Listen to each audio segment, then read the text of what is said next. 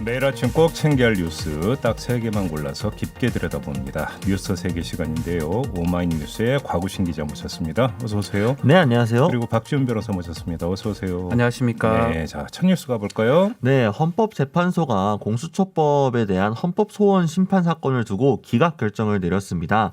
9명의 재판관 가운데 5명은 합헌 의견, 3명은 위헌의 입장이었고요. 이선의 재판관은 각하 의견을 냈는데요. 이로써 공수처법에 대한 위헌 논란도 마무리가 될 것으로 보입니다. 헌재는 이 공수처의 권한 행사에 대해서 여러 기관으로부터의 통제가 이루어질 수 있으므로 독립된 형태로 설치되었다는 이유만으로 권력분립 원칙이 위반된다고 볼 수 없다라고 밝혔습니다. 또한 이 고위공직자가 권력형 부정사건을 범할 가능성이 높고 그 범죄로 인한 부정적인 파급 효과가 크다라고 언급을 하면서 이 공수처를 주는 거에 대한 합리적인 이유가 있다라고 강조를 했습니다. 야당은 당연히 반발을 하고 있는데요. 김진욱 초대 공수처장은 이로써 공수처 조직을 구성하는 데 박차를 가할 것으로 보입니다. 초대 차장으로는 지금 여운국 변호사가 제청이 된 상황인데요. 20년간 법관 생활을 한 형사 전문 변호사라고 합니다. 하지만 국정농단 사건에 연루되어서 수사를 받았던 우병우 전 청와대 민정수석 비서관의 두 번째 구속신문 변호를 맡은 바 있어서 좀 법원의 기각 결정을 이끌어낸 이력 때문에 논란이 일고 있습니다. 이로써 이제 공수처의 존립 근거를 둘러싼 논란은 다 네. 끝났다고 봐도 되는 거잖아요. 네, 지금 뭐 이제 6분이죠. 결국은 각하까지 포함하면 네. 헌법재판소에서 6명의 재판관이 합헌이다. 특히 뭐 이런 부분이 있어서요. 우리 헌법에 검사가 영장 청구할 수 있도록 돼 있는데 그 검사가 이 지금 말하는 검찰의 검사만을 의미하는 건 아니다라고 해서 그 부분까지 해서 합헌했는데 위헌했던 뭐 3분의 재판관 중에 2사람은 예전 야당 지금 자유한국당이나 바른미래당에서 이 선출했던 추천했던 네, 그런 거예요. 예. 재판관들입니다. 그래서 네. 아마 이제 더 이상 논란은 없을 것 같고요. 다만 이제 앞으로 이제 구성 과정에서는 야당이 계속 반발을 좀 할 것 같아요. 인사위원회가 남았죠. 예. 예. 제청을 하면서 1명만 지금 올렸거든요. 여운국 변호사 1명만 올렸기 때문에 원래 2명 정도 올릴 거라고 예상을 했는데 아마 바로 근데 뭐 이제 그 김진욱 처장이 복수 제청 방침을 밝혔을 때 아니 이런 경우가 어딨냐. 네. 재청권 이건 재청이 아니라 추천 아니냐. 추천이죠. 그러면 뭐 해가지고 결국 한 명으로 정리가 된 거잖아요. 그렇죠. 그게 뭐 맞고 옳고를 떠나서 갑자기 좀 바뀐 또 흐름이 좀 있는 것 같고요. 네. 결국은 검사들 공수처 검사들 추천할 때 이 인사위원회 거기서 야당의 이제 추천위원이 2명이 있습니다. 네. 과연 어떻게 지금 진행이 될지 좀 지켜봐야 될 것 지금 이제 같습니다. 차장으로 제청된 여운국 변호사. 우리 그 박지훈 변호사가 대한변협 이사님이십니까? 잘 알죠. 예. 이 여운국 변호사는 대한변협 부회장이라고 네. 네. 잘하실 것 같은데 어떤 분입니까? 그래도 뭐 개인적으로 뭐 아는데 뭐 네. 어떤 그런 거를 갖고 있는지는 뭐 제가 정확하게 알 수는 없고. 네. 근데 요거 하나는 뭐 우병우 이제 민정 수석 관련된 변호를 했다라는. 그거를 갖고 이제 뭔가 크게 잘못됐거나 아니면 또 크게 뭐가 치우쳐져 있다. 이렇게 보기는 좀 저는 좀 어렵다. 예, 그래요? 이 변호사가 이제 그런 업무를 한다는 게 뭐 그런 신념이나 이런 것도 연관성이 있지만 형사재판에 변론하는 거는 변호사의 사실 기본적인 의무나 뭐 책무라고 봐야 되거든요. 네, 네, 네. 그런 측면이 있기 때문에 요거 하나를 봐서 뭔가 문제가 있다고 이렇게 보도를 하거나 뭐 문제가 있다고 판단하는 거는 조금 그릇된다 이렇게 말씀드리고 싶습니다. 알겠습니다. 그러니까 김진숙 처장 같은 경우에는 이번에 제청을 하면서 영장 전담 법관을 3년 했고 고등법원에서 반부패 전담부를 2년간 맡아 간접적으로 수사 경험을 많이 갖고 있다라고 평가를 했습니다. 아마 이 부분 때문에 좀 주요하게 본 것 같고요. 그리고 또 하나는 김진욱 처장 역시 여운국 그 차장으로 제청된 여운국 변호사가 이런 이력을 가지고 있다는 걸 몰랐을 리 만무하고 그렇죠. 알고 있음에도 제청을 했다라고 하는 거는 지금 야당에서 국민의힘에서 제기하고 있는 공수처의 어떤 독립성이라든가 아니면은 뭐 편향성에 대한 우려들이 계속 나오고 있는 상황에서 그런 야당의 반대를 미연에 좀 방지하고자 야당에서 좀 반대할 만한 명분이나 근거가 없을 만한 누가 봐도 좀 야당에서도 인정할 만한 사람을 추천하기 위해서 제청하기 위해서 고심 끝에 고른 인선이 아닐까. 근데 네. 그 말씀은 좀 약간 좀 나가신 것 같은 게 그러면 지금 국민의힘은 우병우를 주둔하는 정당입니까? 불편하지 않겠습니까? 그거는 그렇게 네. 연결될 수 있는 성질의 문제는 그러니까 아닌 것 이건 같고요. 때문에 그건 아니겠지만요. 그러니까 네. 예를 들면 주호영 원내대표하고 이제 김진욱 처장 예방한 자리에서 좀 분위기가 좀 썩 좋지는 않았었거든요. 국민의힘은 지금 이번에 이 헌법재판소에서 이렇게 결정이 나온 거에 대해서도 역시 헌법재판소가 특정 뭐랄까요 성향으로 좀 독점되어 있기 때문에 이런 식으로 편향된 결과 나온 것이다라는 식의 입장이기 때문에 앞으로도 공수처의 사사건건 발걸음마다 발목을 잡으려고 할 가능성이 크거든요. 그런 것들에 대한 좀 미연에 털고 가기 위한 움직임도 고려하지 않았을까. 네. 근데 성향이나 이런 거는 사실 잘 모릅니다. 자기가 이제 밝히지 않는 이상은 알 수가 없는 거고. 그걸 뭐 겪어봐야 하는 거고요. 네, 다만 이제 판사 출신이라는 게 눈에 띄는 거죠. 오히려 그게 중요한 거죠. 검사 출신을 할 것이다라고 많이 이제 얘기가 됐습니다. 왜냐 김준욱 처장이 지금 판사 출신이고 헌법재판관을 했다고 보면 되거든요. 그렇다면 차장은 수사 전문가가 되지 않을까라고 이제 예측이 됐는데 형사 변호 전문이라 해가 수사가 아닙니다. 그거는 변호입니다. 변호. 그리고 판사도 법관일 뿐이죠. 그래서 좀 다른 어떤 검사하고 완전 다 결이 다른 사람의 어떤 차장이 된 게 아닌가. 그 부분을 좀 주목해야 될 것 같습니다. 가장 중요하게 이제 봤던 게 이제 그 검찰과의 관계를 어떻게 설정할 네. 거냐 이게 이제 가장 중요한 그렇죠. 부분이었던데 그 상호 어떤 거 견제의 원리라고 하는 것에 입각해서 근데 차장까지 판사 출신을 제청을 했다라고 하는 것은 김준욱 차장이 어떻게 생각을 하고 있는지 그렇죠. 검찰에 대해서 이거는 좀 간접적으로 확인할 수 있는 부분인 것 같아요. 일단은 여기까지만 좀 봐야 될 것 같고요. 여은국 변호사가 만약에 차장이 된다고 한다면 차장 업무를 어떻게 하는지는 겪어봐야 하는 됩니다. 알 수가 없습니다. 우리가. 네, 그렇죠. 사람의 마음속은 정말 참 알 수가 없는 것 같아요. 자, 두 번째 뉴스로 넘어가 보죠. 네, 정부가 소주와 담배 가격 인상을 검토한다는 보도를 전면 부인했습니다. 손영래 사회전략반장이 담배 가격 인상 검토, 또 술에 대한 건강 증진 분담금 부과 방안에 대해 가격을 바로 인상하는 것처럼 보도가 됐다라면서 검토된 바가 없고 구체적인 추진 상황을 준비한 게 없다라고 말했습니다. 보건복지부가 이제 앞서 향후 10년간의 건강정책 추진 방향이 담긴 제5차 국민건강증진 종합계획을 발표를 했는데 이 내용에 흡연에 대한 가격 비가격 규제 강화 방침이 있었고요. 그래서 담배 가격을 OECD 평균 수준으로 올린다라는 이야기가 있었습니다. 하지만 이 같은 발표 이후 정치권에서도 비난 여론이 상당히 높았고 또 실제 여론도 좀 좋지 않았죠. 그러니까 보건복지부가 당장 단기간에 추진할 사안은 아니다라고 해명을 했습니다. 또 담배값에 대해서도 인상의 폭과 시기는 구체적으로 정해진 바가 없다라고 해명을 했는데 그럼에도 불구하고 여론이 진화되지 않자 정세균 총리까지 직접 나서서 현재 정부는 전혀 고려한 바가 없다. 추진 계획도 가지고 있지 않다라고 강조했습니다. 이게 이제 처음에 나왔던 것은 10년 안에. 네. 그렇죠. 2030년까지. 그러니까 이제 당장 올리겠다가 아니라 10년 안에라고 하는 건데 이제 이것이 이제 당장 그렇죠. 이런 식으로 이제 그 받아들여지면서 이제 거세게 이제 반발을 했던 거고 이제 그거 진화에 나선 거잖아요. 네.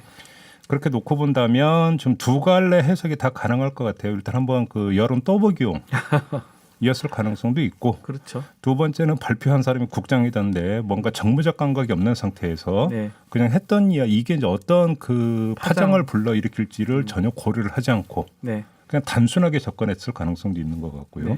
그렇게 봐야 되지 않겠습니까? 그럼에도 이 담배세가 참 특이해요. 담배 같은 주세.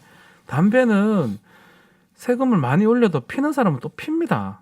그래서 국가 입장에서 담배세 같은 걸 올리는 게 가장 좀 그 세금 반발력이 떨어진다고 좀 봐야 되나? 결국은 그게 피기 때문에 대체제가 별로 없잖아요. 네. 탄력성이 작다고 표현하던데 경제적으로.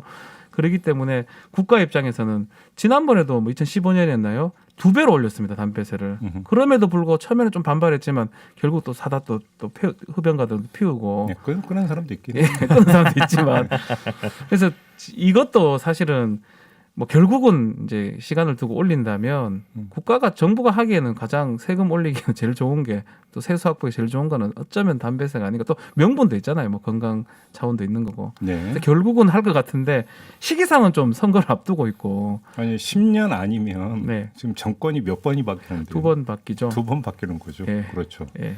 그러니까 10년 안에는 올릴 수도 있습니다라는 이야기를 굳이 해야 지금 되느냐. 했어야 되냐 이제 그게 문제죠. 그러니까요. 선거를 코앞에 두고 있는데. 그러니까 이제 2021년 초니까요. 10년 단위의 계획을 발표를 하면서, 그러니까 사실 큰 방향에서는 뭐 동의할 수 있는 부분이 있을 것 같습니다. 그러니까 기본적으로 우리나라의 담배값도 그렇고 또 이제 주량 그 음주량도 그렇고 담배를 피는 사람이든 음주하는 사람이든 특히 음주 같은 경우는 세계적인 평균보다 좀 많이 하는 그렇죠. 편이죠. 그리고 그로 인한 사회적인 부담, 그러니까 비용이 상당히 좀 들고 있기 때문에 건강 문제도 있고 국민 건강적으로 이 부분에 대해서 좀 어느 정도 수준으로 올려놔서 소비 자체를 조금 지양하도록 할 필요가 있다라는 아마 공감대가 있을 겁니다. 다만 이제 10년 계획을 두고 한다면은 차근차근 준비를 해야 될 텐데 이런 식으로 한번 물러나게 되면 일단 이번 정부 안에서는 하지 않겠다라는 식으로 정리될 가능성이 높거든요. 그러면은 어떻게 보면은 이거 앞으로 쭉 이런 식으로 하긴 해야 되는데 하게 되면은 우리가 바로 당장 욕 먹으니까 일단 우리는 안 할 거고 다음 정부가 알아서 해봐. 그러니까 떠넘기식으로 갈 수도 있거든요. 때로 어떤 정책들은 욕을 먹더라도 좀 해야 되는 경우도 있습니다. 그러면 만약 정부가 진짜 의지가 있어가지고 이런 걸 발표를 한다고 했으면은 애초부터 잘 고려를 해가지고 어떤 식으로 10년 단위로 점차적으로 인상하는 것까지 충분히 그 고려를 해서 함께 발표를 했으면 반발이 훨씬 적지 않았을까 이런 생각도 해봅니다. 그러다 보니 갑자기 총리시라고 조율이 안 된 거라고 또 이렇게 얘기하니까 좀 그 부분도 어색하기는 좀 어색합니다, 사실은. 그러니까요. 예. 알겠습니다. 자, 마지막 뉴스로 넘어가죠. 네, 더불어민주당이 사법농단 사건이 드러난 지 4년 만에 법관 탄핵을 추진합니다. 논의를 주도해온 이탄희 의원이 이제 이르면 29일 세월호 7시간 재판에 개입한 임성근 판사의 탄핵 소추안을 발의할 예정입니다. 민주당 지도부는 비공개 의원총회에서 이 사법농단 법관 탄핵을 논의한 뒤 탄핵 소추 발의 허용을 최종 결정했습니다. 김태년 원내대표는 취재진에게 국회법 절차에 따라 처리할 것이라고 했는데요. 다만 당론은 정하지 않는다라면서 추진해온 의원들끼리 계속 추진할 것이라고 덧붙였습니다. 현재 이에 동의하는 민주당 의원은 111명이라고 하는데요. 당내 동의하는 의원들이 상당수이다 보니 지도부 역시 대세를 따르기로 한 것으로 보입니다. 일단 발의가 되면 발의안은 본회의에 보고된 24시간 후 72시간 내에 표결에 들어가게 되고 무기명 투표 결과 찬성표가 150명을 넘으면 헌정사상 최초의 법관 탄핵 재판이 헌법재판소에서 시작이 됩니다. 다만 지금 임성근 판사의 경우 재임용 불희망으로 오는 2월 28일에 임기가 끝나기 때문에 실제로 파면 가능한 지위인지가 향후 쟁점으로 떠오를 가능성이 있습니다. 근데 탄핵소추 발의 허용이라는 표현을 직접 쓴 게 맞습니까? 엄밀히 말하니까 당론으로 결정하지 않기 때문에 아니요. 그러니까 뭐 당론으로 채택한다 만다는 뭐 그 부지기수니까 그거에 대해서 이야기하는 게 아니라 정말로 네. 만약에 허용이라는 표현을 썼다면 이건 좀 문제가 있는 발상이죠. 예. 물론 이게 이제 역사상 처음 있는 법관 탄핵 발의이기 때문에 심사숙고해야 된다라고는 취지는 모르는 바는 아니지만 국회의원의 발의를 허용한다, 불허한다. 이런 만약에 정말 이런 표현을 썼다면 그 발상 자체가 제가 볼 때는 좀 문제가 좀 있는 것 같고요. 다만 그것이 이제 당론으로 추진한다 만다는 이야기를 할 수 있겠죠. 그렇게 선회를 해야 될 것 같은데 탄핵이라는 게 상당히 중요한 절차입니다. 어느 정도냐면 제적 3분의 1 의원이 발의를 해야 되고요. 제적 과반수가 찬성을 해야지 이게 헌법재판소로 넘어갈 수가 있습니다. 출석이 아니라 제적입니다. 예, 그러니까. 그냥 100명, 150명입니다. 아주 네. 그거는 그만큼 탄핵은 함부로 할 수 없다라는 거거든요. 그렇게 발의가 되더라도 결국은 헌법재판소에서 그 모든 걸 판단을 해야 됩니다. 9명 중 6명이 찬성을 해야 되겠죠. 그 정도로 탄핵은 이제 절차가 아주 엄격하고 아주 신중하게 봐야 되기 때문에 네. 저도 진행자 말씀처럼 허용, 발의 허용 이런 표현은 만약 그게 했다 그러면 좀 신중하지 못하다라고 저는 좀 얘기가 될 수 있을 것 같고요. 이걸 뭐 당론을 정해서 탄핵한다 안 한다 이걸 하는 것도 사실 조금 그 부분도 말하는 건 좀 조심스럽지 않나 생각이 듭니다. 그러니까 이제 그 표현을 보게 되면요. 이낙연 대표가 기자들에게 설명을 할 때 뭐라고 했냐면은 여러 판단 끝에 김태년 원내대표가 허용하는 게 좋겠다는 제안을 했고 제가 동의했다. 그래서 의원들의 판단을 존중하겠다라고 그리고 이낙연 대표가 이야기를 했기 때문에 지금 허용이라는 표현이 나온 거거든요. 그러니까 그렇게 제가 볼 때는 그건 부적절한 언사라고 저는 개인적으로는 생각을 합니다. 그렇게 보고요. 뭐 당론 여부는 뭐 당의 권한이니까 그렇죠. 그건 알아서 하실 문제인 것 같고, 그 다음에 이제 또 하나의 어떤 초점은 이게 이제 그 법원에서 무죄 이게 판단이 문제였어요. 나왔다는 거죠. 만약에 사실은 정상적인 모습은요 탄핵을 가는 게 맞지 않죠. 근데 여기서 재미난 게 헌법은 위반했으나 예. 법률은 위반하지 않아서 무죄. 그래서 이 지금 탄핵이 가능한 거예요. 이탄희 의원이 계속 주장했던 게 이 부분이거든요. 네. 분명히 헌법에 반합니다. 헌법의 가장 중요한 원리 중에 하나가 통치 원리 중에 하나가 권력 분립의 원칙입니다. 그렇죠. 그거에 정면으로 반했거든요. 네. 근데 그거를 세부 법률인 직권남용죄를 적용하다 보니까 직권이 아니고 의무 없는 일을 시킨 게 아니라 해가지고 무죄를 한 겁니다. 아니, 근데 법률가가 설명 좀 해주세요. 헌법은 위반했는데 법률은 위반하지 않았다라는 말이 도대체 어떻게 성립이 되는 얘기예요? 말 그대로 좀 어폐가 있는 거죠. 헌법이랑 크니까 그러니까 그래서 이게 탄핵이 지금 가능한 상황인 거예요. 네, 아무튼 잘 이해는 안 되지만. 예, 저도 사실은 싫어요. 이런 상황이 싫고 네. 설명할 수도 없는 건데 헌법이 정말 중요한 법이고 최고법이잖아요. 근데 바로 거기서 그러니까 탄핵 소추의 요건은 헌법과 법률을 위반한 경우. 그렇죠. 그러니까 여기서 그 엔드가 아니라 오화가 되니까. 네. 그죠? 헌법은 위반했다라는 법원의 판단이 있었으니까 그렇죠. 탄핵 요건은 된다 이런 거잖아요. 판결 이후에 법률 형법 위반은 아니지만 헌법에 위반됐다고 나와 있기 때문에 그래서 탄핵 요건이 떨어지는 겁니다. 네. 그래서 좀 이상하게 돌아온 거예요. 예. 법률로 처벌을 못 하는데 돌아서 탄핵은 가능한 상황이 지금 된 게 그 법원 판결 때문에 사실 그렇다고 보면 될 것 같거든요. 네. 그래서 아마 많은 수의 국회의원이 지금 발의하는데 동의를 한 것 같고요. 110명으로 제가 알고 있는데 네.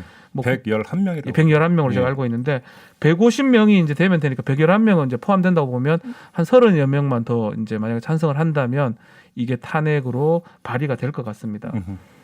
그런데 이게 제가 볼 때는 그 어떤 결과가 나면 만약에 탄핵 소추가 의결이 된다면 사상 최초가 되는 네. 거예요. 그 자체가 갖는 역사적 의미가 크고 만약에 부결이 되어버린다라고 한다면 네.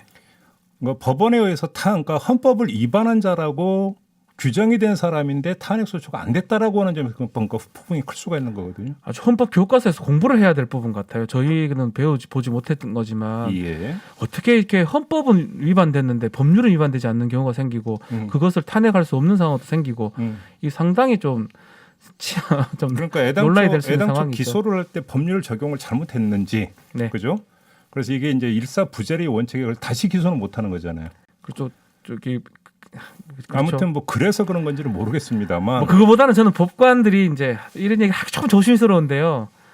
하여튼 그때부터 직권남용죄가 애매하기도 하고 제 식구 봐주기 네, 그 얘기를 할 보십니까? 수밖에 없어요. 그것 때문에 지금 탄핵까지 온 거라고 봅니다. 글쎄 입법부의 책임도 저는 있을 것 같습니다. 애초부터 그러니까 법률은 헌법에 기반을 해가지고 그 헌법의 취지를 최대한 잘 살릴 수 있도록 제정이 되었어야 했는데 그 부분에 좀 미비했던 게 아닌가 제도적으로. 그렇다고 하면 그 입법부로서 책임을 다하기 위해서는 요 판사 법관 탄핵 소추안에 대해서 확실한 책임지는 자세를 보여줌으로써 결자 해지하는 모양이 되었으면 좋겠다는 바람이 있습니다. 알겠습니다. 아무튼 당론으로는 그 추진하지 않는다고 했기 때문에 네. 결과는 지금 현재로서는 알 수가 없는 무기명입니다. 상황이고요. 무기명 투표 그냥. 네, 아무튼 또 한 번의 어떤 그 역사적으로 중요한 어떤 의결이 네. 이루어지기 직전입니다. 한번 좀 기다려 보도록 하겠습니다. 자, 뉴스 세계 이렇게 마무리하죠. 박지훈 변호사, 곽우신 기자와 함께했습니다. 고맙습니다. 감사합니다.